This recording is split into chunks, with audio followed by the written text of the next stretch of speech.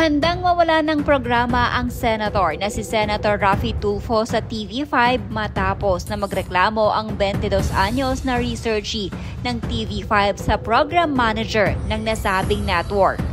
Biyernes nang dumulog sa programang Wanted sa Radyo ang hindi pinangalanang talent ng TV5. Kwento nito, July 23 pa umano nang mangyari ang pang-aabuso sa kanya ng program manager na si Cliff Ginko. Nagsumbong daw siya sa mga otoridad maging sa TV5 management ngunit tila malakas umano ang kanyang nirereklamo kaya naman wala daw nangyari. Ang totoo nga ay maging ang staff ni Senator Raffy na si Odette ay sinamahan na mismo niya ang talent. Sinabihan lamang umano sila na iimbestigahan na ang pangyayari. Ngunit 3 linggo na halos ang nakalipas. Wala pa din nangyari kaya naman minabuti ng isumbong ito kay Senator Raffy Tulfo na agad namang umaksyon. Sinabing hindi niya papayagan na hindi magkaroon ng hustisya ang talent ng network. Laban sa program manager na tila pinagtatakpan dahil lang gustong kausapin ng senador live si Cliff Ginko. Sinabing ayaw umunong ipahintulot ng kanilang management na magsalita on-air si Ginko. Ang ikinagalit pa ni Senator Raffy patuloy pa din sa pagtatrabaho si Ginko kahit na umano'y iniimbestigahan ito. Ayon kay Senator, dapat sinuspindi daw muna si Ginko habang umuusad ang investigasyon.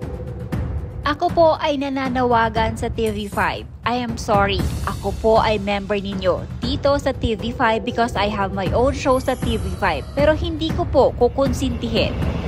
Kahit natanggalin ninyo ako sa show ko sa kapatid mo, Idol Raffy Tulfo, kahit sibakin ninyo ang show na yan, I don't care. Ang gusto ko lang magkaroon ng hustisya itong complainant natin because masakit sa kalooban ko na naglalakad ako dyan sa labas taas noo na taga TV5 ako. Yun pala, meron tayong kasama sa TV5 na gumawa ng kapulastugan and yet hindi natin kayang disiplinahin. Magre-resign na lang ako sa kapatid mo. Totoo yan. Nagjo-duty pa rin si Cliff at nasa baba ang kapal naman ang mukha nito, nagdo-duty pa rin. Nakakasama nga yan ng loob para kay talent. Inimbitahan pala natin si Cliff Ginko at ang advice sa kanya ng kanyang mga boss. Huwag muna raw magbigay ng salaysay at maging yung HR. I am sorry mga kapatid, HR it's not good. Sana ang ginawa, advice ko lang po ito, gumawa ng investigasyon, binigyan ng show cause order itong si Cliff.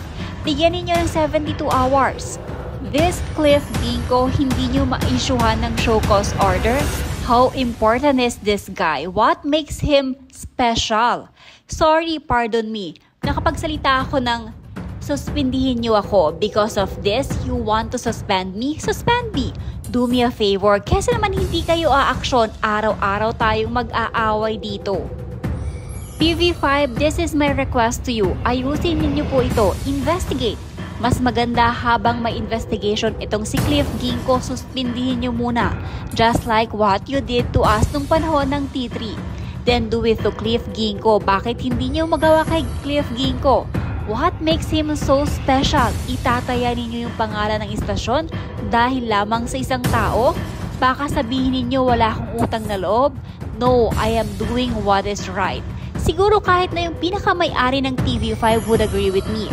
Kahit na yung investors. Gusto ko lang klaruhin na kung ano man ang ginawa ni Cliff Ginko, that is not a reflection of the news and public affairs of TV5. That I can assure you. Mababait po ang TV5 because I once a member of the news and public affairs of TV5. Sana po itong ginawa ni Cliff Ginko huwag maging reflection sa TV5 because yung madadamay ang TV5 unfair naman po. Dito lang po ako nagagalit kay Cliff Ginko at sa ilang mga opisyal na pinagtatakpan siya, kinakanlong siya. What's so special about him? Dapat imbestigahan.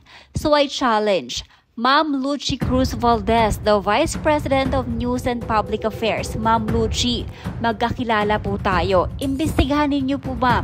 Maglabas po kayo ng statement kung ano ang ginawa ninyong investigation. Huwag ninyong pagtakpan, Miss Lucy Cruz Valdez. And kayo pa dyan sa HR, huwag nyo pang pagtakpan. Ngayon, dahil nagsalita pa ako, gusto nyo po akong sibakin? Sibakin ninyo ako. I am more than happy and willing to submit my resignation if that's what you want. Gusto ko lang po ilabas ang sama ko ng loob na may naaping tao tapos nagbibingi-bingihan tayo. Matapos na maghayag ng sama ng loob, si Senator Raffy Tulfo sa TV5 naglabas ang management ng public statement hinggil sa issue. Sinabing iniimbestigahan na umano nila ang nangyari sa pagitan ng kanilang talent at ng kanilang independent contractor. TV5 Network Statement. TV5 management is aware of the matter regarding an alleged incident between a TV5 employee and an independent contractor.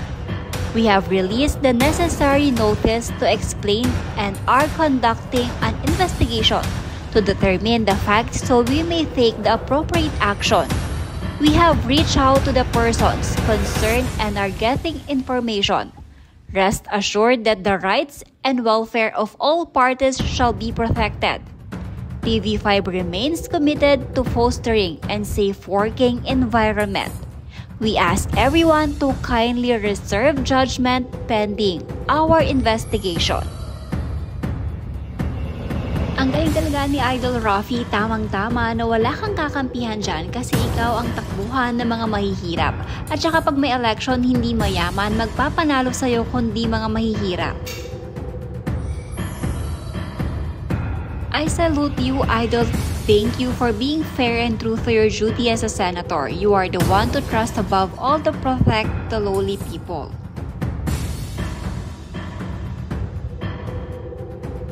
Naiyak nang sinabi ni Mr. Sen Tulfo na may pinagsisilbihan siya, dapat fair siya. Sana lahat katulad mo, Mr. Sen Tulfo.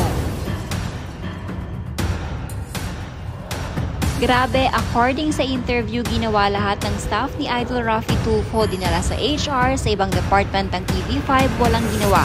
Kaya last resort na i-public tong reklamong ito. Kung hindi pa mayanig ang internal management na ito, ewan ko na lang.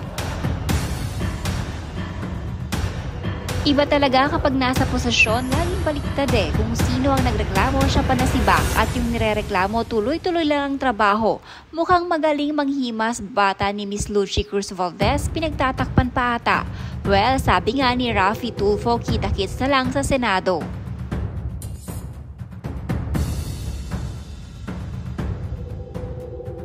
Malakas siguro ang independent contractor na yan kaya pinagtakpan nila. Hamakin mo kung hindi pa na Tulfo, hindi pa sila kumilos, matagal pa nangyari yan, kawawa naman ang victim. Yan ang hirap sa malalaking network, kala mo unfashionable, mga big shot. Please Mr. Talent, don't be scared. Ipaglaban mo, sir.